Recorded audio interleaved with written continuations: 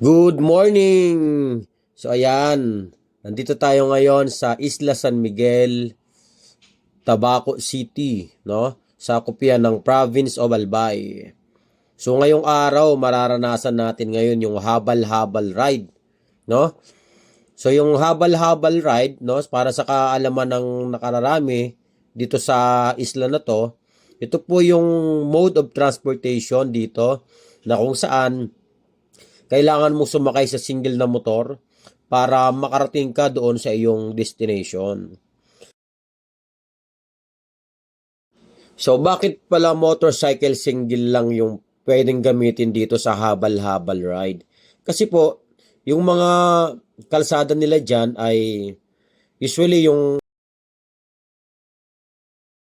usually yung road dimension niyan ay 1.5 meters to 2 meters. So, ayan, kung makikita mo, halos single lane lang talaga siya, oh. At kung masasalubong ka ng isang motor, kailangan talagang tumabi or tabing-tabi talaga yung sa kabilang lane para lang makalusot yung isa pang motor na going opposite direction. So, yan po. So, yung biyahe po namin dyan ay papunta po kami ng Visita San Miguel, Tabaco City. So, galing kami ng Rawis, Barangay Rawis. So, ito yung barangay na nasa port ng isla.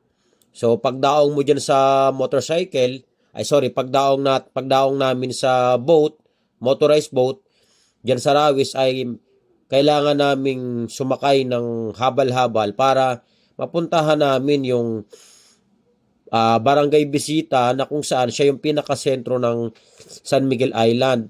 Dahil nandoon po yung mga relatives namin at nandun din po yung mains ng aming mga ninuno na kung saan ay kailangan naming mapasyalan kasi minsan lang naman kami umuwi ng probinsya. So, yung ride namin na yan ay kasama ko halos buong pamilya ko dyan. Ako, yung parents ko, no, yung mother and father ko. So, nandyan yung kapatid ko, sumunod sa akin, yung panganay namin. So, yung walong magkakapatid, eight kami sa magkakapatid, kasama ko lahat sila para silipin at magtirik ng kandila doon sa remains ng aming mga ninuno. So, halos ginagawa namin yan every time na umuwi kami sa Bicol. So, yan, no, tingnan nyo yung adventure dyan, no, pag may kasalubong.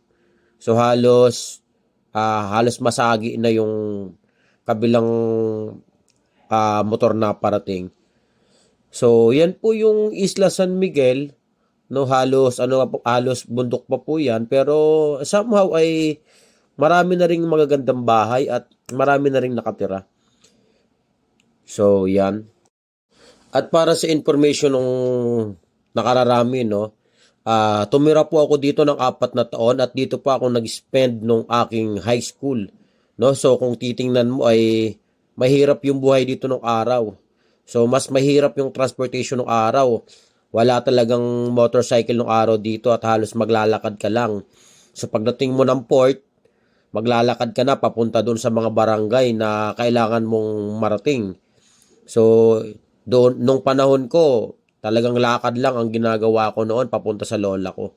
Kasi doon ako nakatira, kasi doon ako nag-aral lang high school. So, napakasimple ng pamumuhay dito. Napakasariwa ng hangin, no?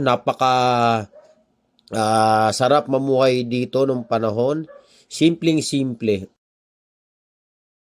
Naalala ko nung araw, no? Yung source of electricity nung araw dito ay ginagamit lamang yung generator.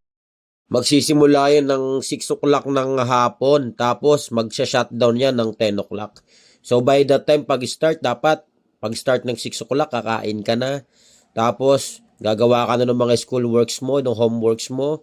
Then, pagdating ng 9 o'clock, dapat ready to sleep ka na. Kasi, pagdating ng 10 o'clock, madilim na ulit yung paligid.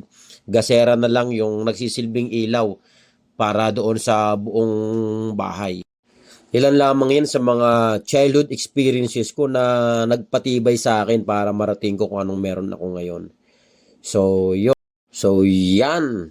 Kaya dapat tuloy-tuloy lang tayo sa pagsusumikap natin. So wag tayo mapapagod kasi pag napagod ka, pwede ka naman magpahinga. Tapos tuloy-tuloy lang din sa ginagawa mo hanggat marating mo yung success sa buhay mo. So patapos na ang video natin. Sana makapag-inspire tayo ng mga kagaya kong nagsimula sa walang-wala. So yun lang po mga kaibigan, no? So maraming salamat sa panonood at pagpalain tayong lahat. Bye-bye!